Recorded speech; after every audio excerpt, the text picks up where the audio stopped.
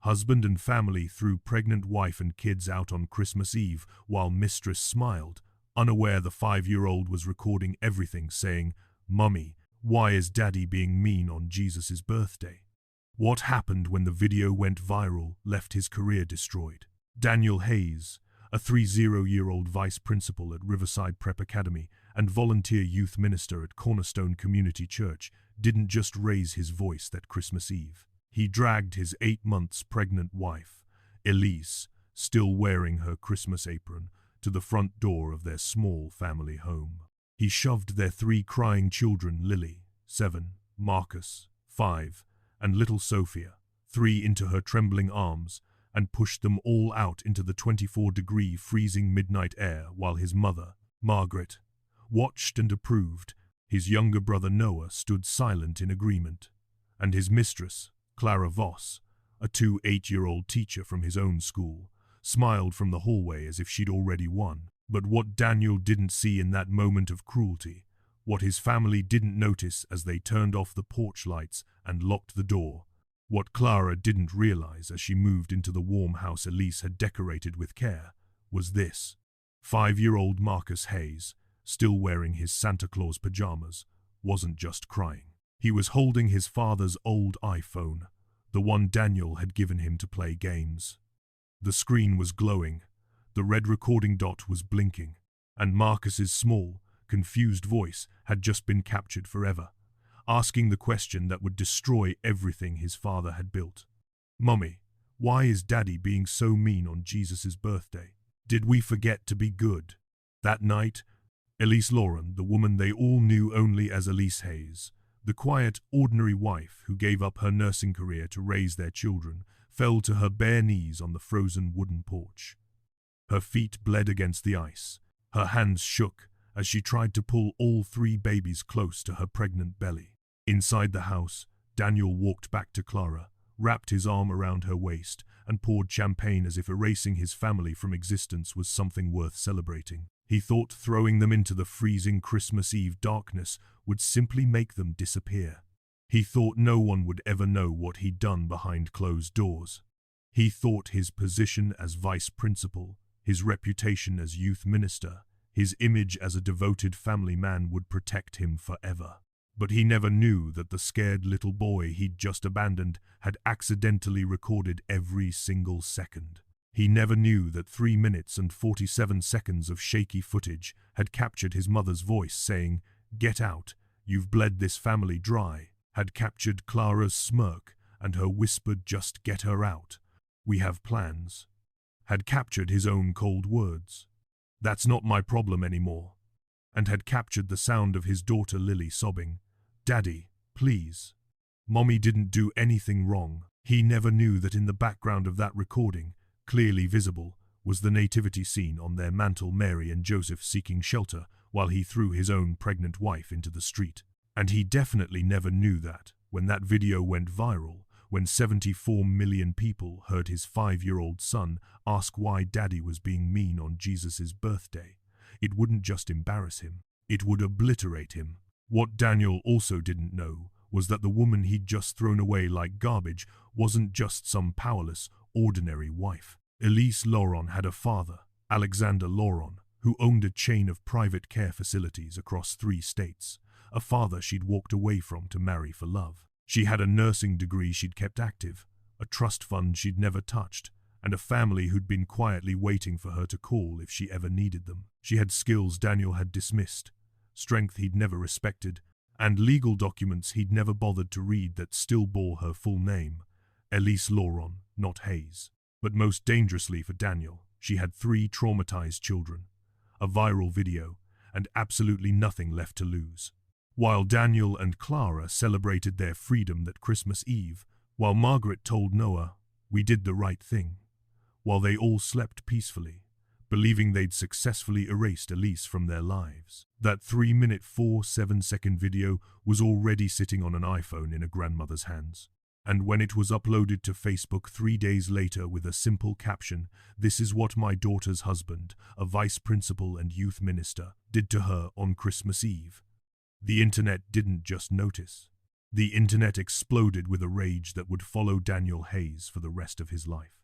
So how did a respected school administrator and church youth leader lose everything in less than 3 weeks?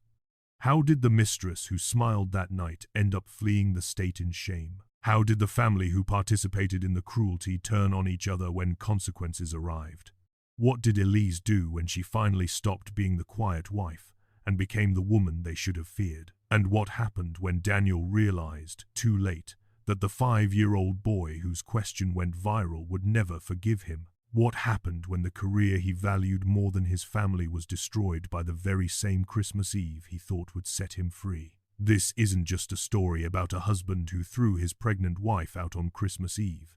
This is the story of how one man's cruelty was captured in a child's innocent question, how that question sparked a viral firestorm, and how karma arrived wrapped in a bow made of his own arrogance, his family's complicity, and his mistress's smile.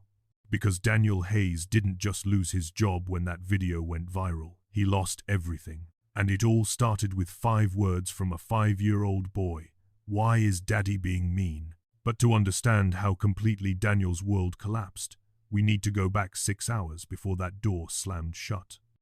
Back to the Christmas Eve dinner that started with tension and ended with betrayal. Back to the moment when everything Elise thought she knew about her marriage shattered like glass ornaments falling from a tree.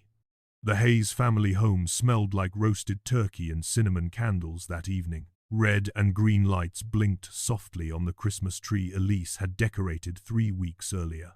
Back when she still believed this holiday might bring her family closer. She'd spent the entire day cooking, her swollen feet aching, her back screaming, her hands red from peeling potatoes and stirring gravy.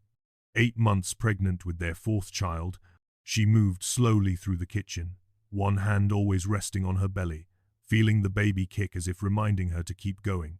Keep trying, keep hoping that tonight would be different. Daniel had been distant for months. She knew that. Late nights at school, weekends spent at the gym, phone calls he took in the garage with the door closed. She'd found a hotel receipt 2 weeks ago tucked in his jacket pocket, and when she'd confronted him, trembling and desperate for the truth, he'd looked her straight in the eye and said she was being paranoid, that it was a work conference, that she needed to stop inventing problems, because she was bored at home, and because Elise wanted so badly to believe him, because the alternative was too painful to accept.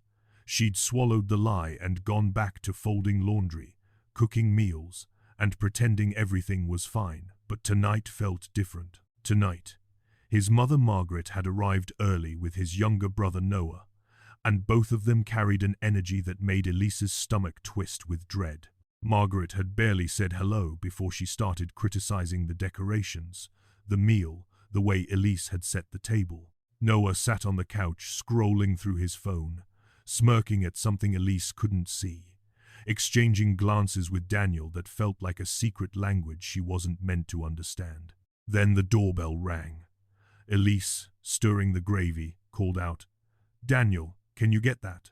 But Daniel was already moving toward the door, his movements quick and purposeful, like he'd been expecting someone. And when the door opened, Elise's world tilted, standing on the porch, wearing a red dress that hugged her body like a second skin, her lips painted the color of wine, her smile sharp and victorious, was Clara Voss. Elise knew her. Every teacher at Riverside Prep knew her. Clara was the young, beautiful PE teacher who flirted with the male staff, who laughed too loud at Daniel's jokes during faculty meetings, who always seemed to find reasons to stop by his office. Elise had asked Daniel about her once, months ago, after seeing a text notification flash on his phone with Clara's name and a heart emoji. He'd laughed it off, called Elise insecure, said Clara was just a colleague and that she was reading into nothing. But now Clara was standing in their home on Christmas Eve, and Daniel wasn't surprised. He was smiling. Margaret stood up from the couch, her face lighting up with approval. "Clara, so glad you could make it." Elise's wooden spoon clattered to the floor. Her voice came out small and confused. "What is she doing here?" Daniel turned to her, his expression cold and detached, as if she were a stranger interrupting a private party. "I invited her," Clara's been alone for the holidays. I thought it would be nice. The words landed like stones in Elise's chest. She looked at Margaret, hoping for some sign of shock, some acknowledgement that this was inappropriate, that inviting your husband's co-worker to Christmas Eve dinner without telling your pregnant wife was cruel and disrespectful. But Margaret just smiled and patted the seat next to her on the couch, gesturing for Clara to sit down. Elise felt the baby kick hard against her ribs, as if even the unborn child could sense the danger in the room. Her hands shook as she bent to pick up the spoon, her breath coming in shallow gasps. Lily, her 7-year-old daughter, appeared in the doorway, her face uncertain. "Mommy, who's that lady?" Elise forced a smile, her voice cracking. "Just a friend of Daddy's, sweetheart. Go play with Marcus and Sophia, okay?" But Lily didn't move. She stood there watching, her child's instincts telling her that something was very, very wrong. And in that moment, Elise made a decision. She would finish cooking dinner, she would set the table, she would sit down with her family and this stranger, and she would hold herself together, because that's what she'd always done. She would survive this night, and tomorrow, when the children opened their presents and the guests were gone, she would demand the truth. But what Elise didn't know was that Daniel had no intention of waiting until tomorrow. What she didn't know was that this Christmas Eve dinner wasn't just uncomfortable, it was the trap. And in less than 3 hours, her entire life would explode in ways she couldn't yet imagine. Because while Elise served turkey and tried to smile, while Clara sat at her table and touched Daniel's hand when she thought no one was looking, while Margaret whispered to Noah that this was for the best, a storm was building that would leave nothing standing. And the only witness who would capture it all, the only person who would accidentally record the truth that would destroy them, was a 5-year-old boy in Santa pajamas who just wanted to call his grandma and show her his new toy. Dinner was a nightmare wrapped in forced smiles and clinking silverware. Elise sat at the head of the table, her hands folded over her pregnant belly, trying to keep her breathing steady as she watched Clara laugh at Daniel's jokes, saw the way his eyes lingered on her a second too long, noticed how Margaret kept refilling Clara's wine glass while barely acknowledging Elise's empty water cup. The children sensed it too. Lily picked at her food, her eyes darting between her mother and the strange woman in the red dress. Marcus kept climbing down from his chair to stand next to Elise, pressing his small body against her leg as if trying to protect her. Little Sophia, only 3 years old, refused to eat at all, whimpering softly until Elise lifted her onto her lap, ignoring the pain in her back from the extra weight. Clara leaned forward, her elbows on the table, her voice syrupy sweet. "Elise, this turkey is wonderful. Daniel told me you used to be a nurse before you became a stay-at-home mom. That must have been such a hard career to give up." The words were polite on the surface, but the meaning underneath was clear. You gave up everything. You're nothing now. Elise's throat tightened, but she forced herself to respond calmly. "I didn't give it up. I chose my family. There's a difference." Clara smiled, but it didn't reach her eyes. "Of course. It's just that Daniel works so hard, you know? Sometimes I think he needs someone who understands the pressures of his career, someone who's still out there in the world." Margaret jumped in immediately, her voice sharp with approval. "Clara's absolutely right. Daniel needs a partner, not just someone who stays home folding laundry." The room went silent. Even Noah looked uncomfortable, his eyes dropping to his plate. Elise's heart pounded so hard she thought it might crack her ribs. She looked at Daniel, waiting for him to defend her, to tell his mother that Elise had sacrificed her career to raise their children, to remind Clara that she was a guest in their home and had no right to speak about their marriage. But Daniel said nothing. He just cut his turkey, chewing slowly, his jaw tight, his silence louder than any words. And in that silence, Elise finally understood. This wasn't a dinner. This was a display. Daniel had brought Clara here to humiliate her, to show her that she'd already been replaced, to make her feel small and worthless in her own home. Margaret wasn't just complicit. She was orchestrating it, enjoying every second of Elise's quiet suffering. And Noah, weak and cowardly, was too spineless to say a word. Elise stood abruptly, the chair scraping against the floor. Sophia slid off her lap, startled. "I need some air," Elise whispered, her voice barely audible. She walked toward the kitchen, her hands shaking, her vision blurring with tears she refused to let fall in front of them. But as she reached for the sink, she saw it. A folder, beige, thin, sitting on the counter near Daniel's keys. It hadn't been there when she started cooking. Someone had placed it there recently, carelessly, as if it didn't matter. Elise's fingers moved on instinct. She opened it, and the world stopped. Bank statements, hotel receipts, her name, Elise Lauron, printed across accounts she hadn't touched in years, accounts tied to the trust fund her father had set up for her when her mother died. Withdrawals, $47,000. Luxury hotels, restaurants, a jewelry purchase for $6,000. All signed by Daniel Hayes. Elise's breath caught in her throat. She flipped the page, her hands trembling so violently the papers rattled. A document titled Post-Birth Separation Strategy. Clara's name, Margaret's initials. Daniel's signature. The plan was clinical, detailed, horrifying. Remove Elise from the home within 2 weeks of delivery. Limit her financial access by claiming joint account fraud. Suggest postpartum depression to discredit her if she fights back. Pursue full custody by painting her as unstable. Use the children as leverage. The baby isn't mentioned.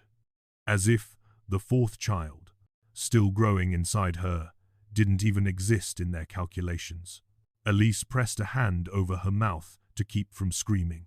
Her knees buckled, and she gripped the counter to stay upright. This wasn't spontaneous. This wasn't an affair that got out of hand. This was planned, calculated. They'd been preparing to destroy her for months. She heard footsteps behind her. Daniel's voice, low and irritated. "What are you doing?" Elise spun around, the folder clutched to her chest, tears streaming down her face. "What is this, Daniel? What the hell is this?" His eyes flicked to the folder, and for a split second, something like panic crossed his face. But it vanished just as quickly, replaced by cold indifference. "You went through my things. These are my bank accounts." Elise's voice cracked, rising despite her efforts to stay calm. "You stole from me. You've been planning to throw me out after I give birth. You wrote it down like I'm some problem you need to solve." Daniel stepped closer, his voice dropping to a dangerous whisper. "Keep your voice down. The kids will hear." "The kids?" Elise's laugh was bitter, broken. "You're planning to take my kids away from me. And you're worried they'll hear me yell?" Margaret appeared in the doorway, her arms crossed, her face twisted with disgust. "Oh, stop being so dramatic, Elise. You've been a burden on this family for years. Daniel deserves better than someone who cries all the time and can't even keep herself attractive." Elise stared at her mother-in-law, unable to process the venom in her words. "I'm 8 months pregnant with your son's child." "Are you?" Margaret's eyes narrowed. "Because frankly, Elise, we're not even sure that baby is Daniel's." The accusation hung in the air like poison. Elise felt the floor tilt beneath her. She looked at Daniel, waiting for him to defend her, to tell his mother she was out of line, to say something, anything, that proved he still had a shred of decency left. But Daniel just stood there, his face blank, his silence a confirmation of every terrible thing Margaret had just said. Clara stepped into the kitchen, her red dress a blur of confidence and cruelty. She placed a hand on Daniel's shoulder, possessive, triumphant. "Daniel, we talked about this. You need to just tell her. Stop dragging it out." Elise's voice broke into a sob. "Tell me what?" Daniel exhaled slowly, like this conversation was exhausting him. "I want a divorce, Elise. I want you out of this house. Tonight." The words hit her like a physical blow. "Tonight, Daniel, it's Christmas Eve. I'm pregnant. Where am I supposed to go?" "That's not my problem anymore," he said, his voice flat and emotionless. "You've made my life miserable for years. I'm done." Elise looked around the room, desperate for someone, anyone, to show a shred of compassion. But Margaret was smiling. Noah stood in the hallway, silent and complicit. Clara's eyes glittered with satisfaction. And the children, Lily, Marcus, and Sophia, stood frozen in the living room, watching their mother fall apart. Elise's hands moved to her belly, protective, instinctive. "I'm not leaving my children." Daniel's face hardened. "You don't have a choice." And then, before she could process what was happening, he grabbed her arm. Not gently, not carefully. He grabbed her like she was an obstacle, something to be removed, and he dragged her toward the front door. Elise screamed, her voice raw and desperate. "Daniel, stop, please." But he didn't stop. Margaret opened the door, letting the freezing December air rush into the house. Clara stood back, watching with a smile that would later be captured on camera, a smile that 74 million people would see and despise. And in the chaos, in the shoving and the crying and the cruelty, 5-year-old Marcus stood near the couch, holding his father's old iPhone. He'd been trying to FaceTime his grandma, trying to show her the toy car he'd gotten early as a present. But the app had glitched, and instead of a call, the phone had started recording. And Marcus, scared and confused, just kept holding it, his small fingers gripping the device as he watched his daddy hurt his mummy. Daniel shoved Elise onto the porch. She stumbled, her bare feet hitting the icy wood, her pregnant body struggling to stay balanced. He turned back into the house and grabbed Lily, Marcus, and Sophia by their arms, pulling them toward the door.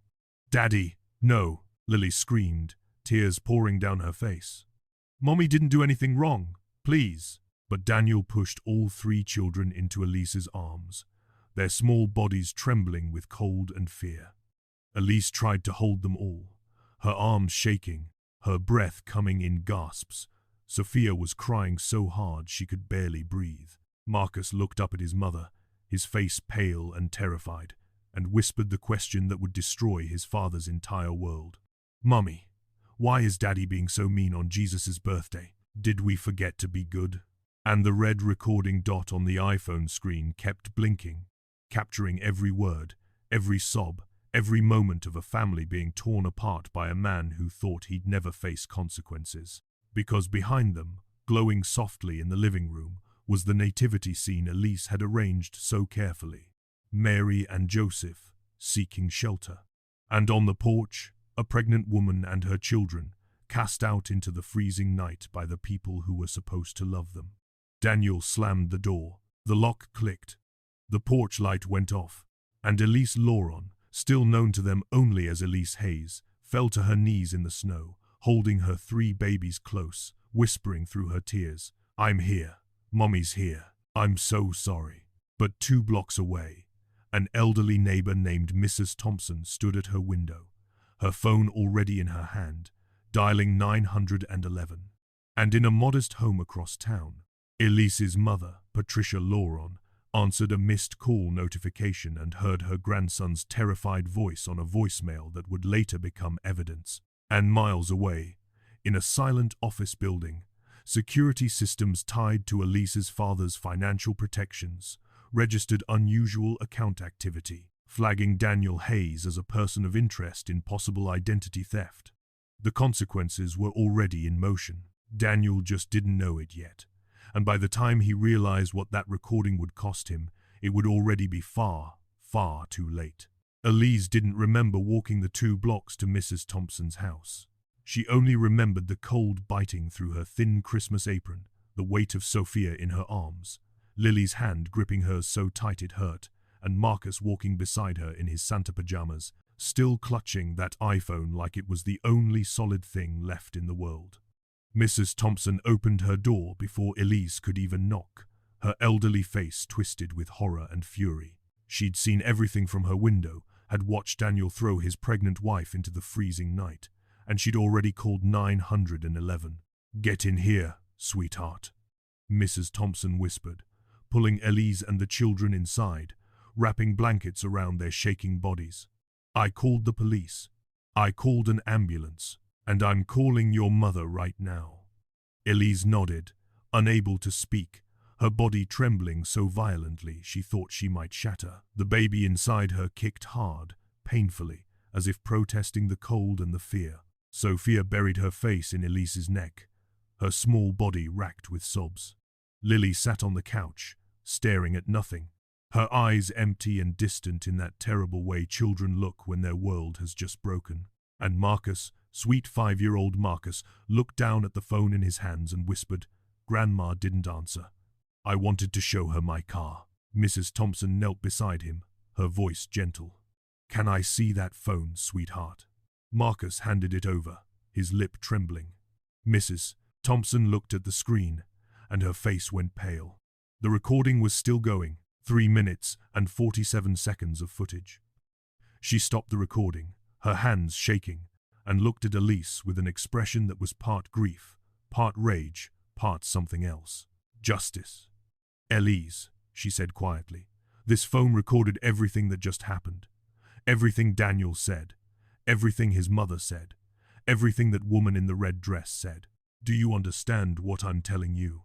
Elise's breath caught. She looked at the phone, then at Marcus, then back at Mrs. Thompson. "He recorded it?" "He was trying to call someone," Mrs. Thompson explained, her voice thick with emotion. "But the camera app opened instead. He didn't know. He just kept holding it. And it captured everything."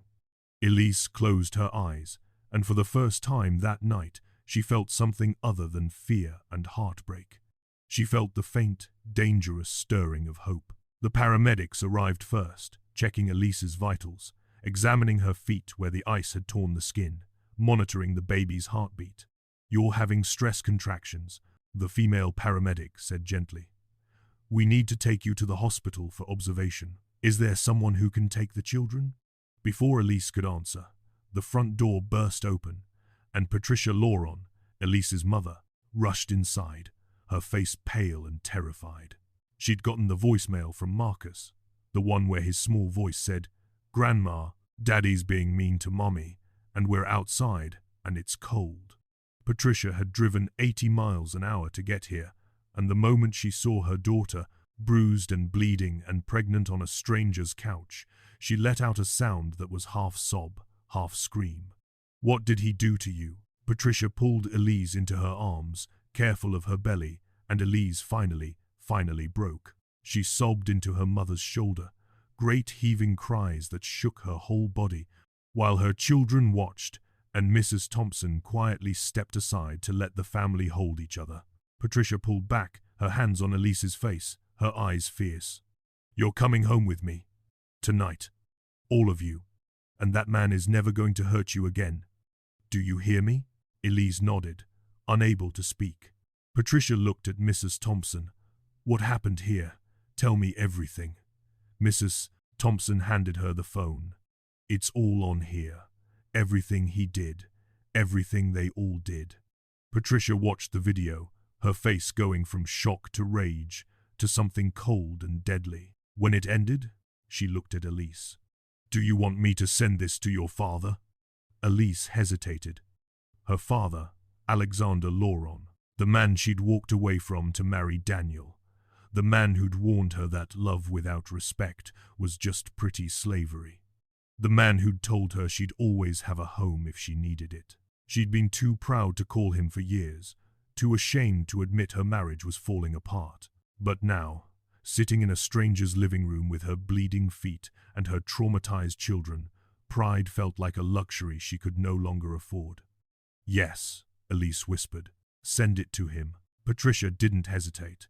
She forwarded the video to Alexander Lauron, and within 15 minutes, Elise's phone buzzed. Her father's voice, steady and calm and filled with a quiet fury that made her feel safe for the first time in hours. "Elise, I'm sending a car. It'll be there in 20 minutes. You and the children are coming to stay with me.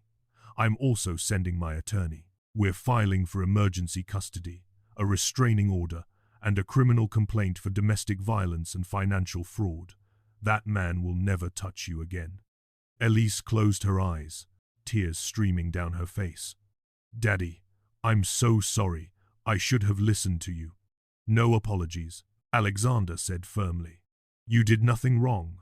He did. and now he's going to pay for it. And he did.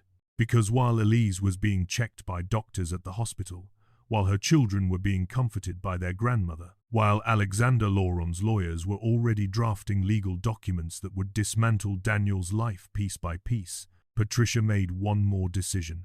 She uploaded the video to Facebook. The caption was simple. "This is what my daughter's husband, Daniel Hayes, vice principal at Riverside Prep Academy and youth minister at Cornerstone Community Church, did to her on Christmas Eve. He threw her and their 3 small children out into 24-degree weather while she was 8 months pregnant. Parents and church members should know who they're trusting with their children." She hit post at 11:47 p.m. on December 27th. By midnight, it had 50 shares. By 6 a.m., 5,000. By noon the next day, 50,000. By the end of the week, the video had been viewed 74 million times. The audio clip of Marcus asking, "Mommy, why is Daddy being so mean on Jesus' birthday?" was everywhere. TikTok, Twitter, Instagram, news outlets, parenting forums, church groups, domestic violence advocacy pages, everywhere. And the internet did what the internet does best when it sees cruelty. It destroyed the person responsible. Daniel woke up on December 28th to 300 missed calls. His principal, Dr. Whitmore, had left a voicemail at 6:23 a.m. "Daniel, I've seen the video. Don't come to campus. The school board is holding an emergency meeting this afternoon. You're on immediate administrative leave." Cornerstone Church's head pastor left a message at 7:15 a.m. "Daniel, we need to talk. The elders have seen the footage. You're removed from all youth ministry duties effective immediately." Daniel's hands shook as he scrolled through his phone. The video was everywhere. His face, his voice, his mother's cruelty, Clara's smile, and worst of all, Marcus's question, the innocent, heartbreaking question that made millions of people cry and millions more want to destroy him. He tried to call Elise. Blocked. He tried to call his mother. She didn't answer. He tried to call his brother Noah. Voicemail. He looked at Clara, who was sitting on his couch in the house that used to be Elise's home, and for the first time, he saw doubt in her eyes. "Daniel," she said slowly, "people are sending me death threats. My principal called. They're investigating me too." "It'll blow over," Daniel said, but his voice shook. "No," Clara said, standing up. "It won't. I need to go." And just like that, the woman he'd destroyed his family for walked out the door. By January 3rd, when schools reopened after Christmas break, parents flooded the Riverside Prep School Board meeting. One father stood, his voice shaking with rage. "My daughter looks up to Mr. Hayes. She tells me about how he talks to kids about character and integrity. And then I watch him throw his pregnant wife into the snow on Christmas Eve. How can I trust him with my child?" Another parent, a mother of a special needs student, stood with tears in her eyes. "My son goes to Mr. Hayes when he's overwhelmed. He's supposed to be a safe person. That man in the video is not safe." The school board voted 7-0 to terminate Daniel's contract immediately. His teaching license was flagged for review by the state credentialing board. He would never work in education again. Cornerstone Church released a public statement disavowing him. The congregation, many of whom had known Elise and loved her, raised $12,000 for her and the children within 48 hours. Clara Voss was placed on administrative leave and quietly resigned 6 weeks later. She moved to another state, changed her social media names, and tried to disappear. But the internet never forgets. Every job application she submitted came back rejected once employers Googled her name. Margaret Hayes lost her job at one of Alexander Lauron's care facilities when HR discovered the connection. Noah Hayes was dumped by his girlfriend after she saw the video and realized he'd stood by and let it happen. And Daniel, the man who thought throwing his family away would set him free, found himself utterly alone. He applied for teaching positions in other districts. Parents protested. He applied for corporate jobs. Background checks revealed the viral video. He ended up working overnight shifts at a warehouse, the only place that would hire him, living in a basement studio apartment because no landlord wanted the man from the Christmas Eve video as a tenant. 3 weeks after that terrible night, Elise sat in a courtroom, her father beside her, her attorney presenting evidence. The video, the financial records showing Daniel had stolen $47,000 from her accounts, the separation plan he'd written with Clara and his mother. The judge, a woman in her 60s with kind eyes and a steel spine, watched the video in silence. When it ended, she looked at Daniel with an expression of pure contempt. "Mr. Hayes, I've been a family court judge for 23 years. I have seen a lot of cruelty, but throwing your 8 months pregnant wife and 3 small children into freezing weather on Christmas Eve, while your mistress smiled and your mother approved, is among the worst acts I've witnessed in this courtroom." Daniel tried to speak. "Your Honor, the video doesn't show. The video shows everything I need to see, Mr. Hayes," the judge interrupted. "And so does your 5-year-old son's question. Why were you being mean on Jesus' birthday? Can you answer that?" Daniel's face went white. He had no answer. The judge's ruling was swift and absolute. Full, temporary custody to Elise. Supervised visitation only for Daniel, 2 hours per week at a monitored facility. Restraining order, 500 feet. Immediate child support, $2,800 per month. Order to repay the $47,000 stolen from Elise's accounts. Mandatory parenting classes and anger management. And a note in the file that any violation would result in criminal charges. Daniel left the courthouse a broken man. His career was gone. His reputation was destroyed. His family had turned on him, Margaret and Noah both refusing his calls after they faced their own consequences. Clara had vanished, and his children, the 3 he'd thrown away and the 4th he'd never met, wanted nothing to do with him. 4 months later, on a mild April afternoon, Elise gave birth to a healthy baby girl she named Emma. Her father was in the delivery room. Her mother held her hand, and her 3 older children waited in the hallway with Mrs. Thompson, who'd become like a grandmother to them. Daniel tried to visit the hospital. Security turned him away. He tried to send flowers. They were refused. He texted Elise one final time, "I'm sorry, can we please talk?" The message showed as read, no response. Because Elise had learned something in those terrible months after Christmas Eve. She'd learned that she was never as powerless as Daniel had wanted her to believe. She'd returned to nursing, working part-time at one of her father's care facilities with flexible hours that let her be with her children. She'd joined the hospital's domestic violence response team, using her experience to help other women escape dangerous situations. She testified at the state legislature for stronger protections for pregnant women, and a bill nicknamed Elise's Law was introduced that would criminalize the eviction of pregnant women and children during extreme weather. She wasn't bitter. She wasn't broken. She was purposeful. And when a journalist asked her, 6 months after the video went viral, if she celebrated Daniel's downfall, Elise looked at the camera and said something that made millions of people love her even more. "I don't celebrate his downfall. I celebrate my children's safety. There's a difference. What happened to him were consequences. What happened to me and my babies was survival, and we survived." 1 year after that Christmas Eve, Elise stood in her father's home, decorating a Christmas tree with her 4 children.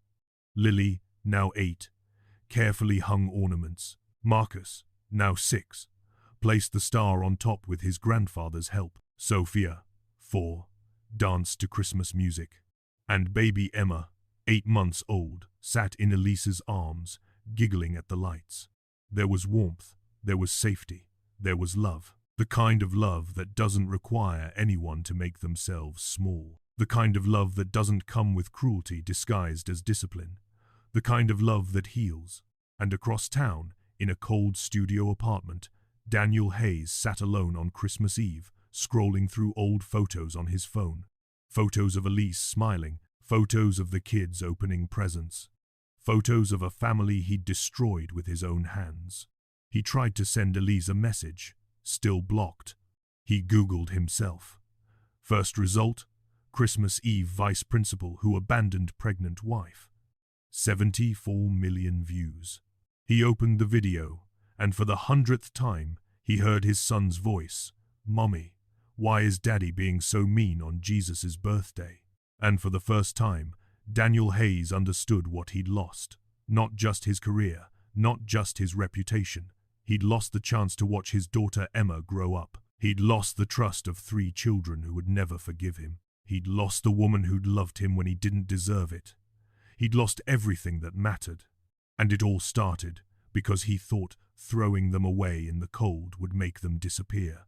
But instead, it was Daniel who disappeared. From their lives, from their memories, from everything except the viral video that would follow him forever. Because the internet never forgets, karma never misses. And a 5-year-old's question, asked in innocence on the worst night of his life, became the sword that brought down a man who thought he was untouchable. Elise didn't destroy Daniel Hayes. He destroyed himself. She just survived. And that survival, that quiet, powerful resilience, became the real story. Not his downfall, her rise. Dear viewers, thank you for being here and witnessing Elise's story. If this story moved you, if it made you feel something deep in your heart, if it reminded you that survival is stronger than cruelty and that consequences always find those who harm the innocent, then please don't just watch and leave. Subscribe to this channel right now, because there are more stories like this. Stories of people who fell and rose, who were broken and healed, who were betrayed and found justice. Every story here matters. Every voice here deserves to be heard. And when you subscribe, you're saying that these stories matter to you too. Also, please turn on the notification bell so you never miss when we share the next powerful story. Comment below and tell us where you're watching from. What part of Elise's story touched your heart the most? And if you've ever had to find strength you didn't know you had. Your comments remind us why we tell these stories. Thank you for being part of this community. Thank you for standing with every Elise in the world who refuses to stay down. Now go hug someone you love, protect those who need you, and never ever underestimate the power of a mother's love and a child's innocence. Because in the end, those are the forces that change the world.